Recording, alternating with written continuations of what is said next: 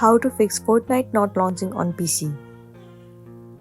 The very first thing you want to do is to head over to your Epic Game Launcher.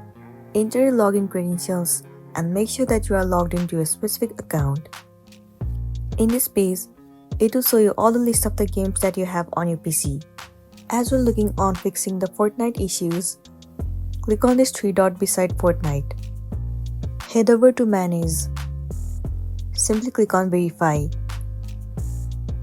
Now all you want to do is wait for this game to get verified.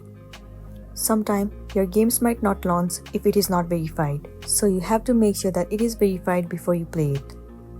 So once it has been verified, the next thing you want to do is once again head over to Manage.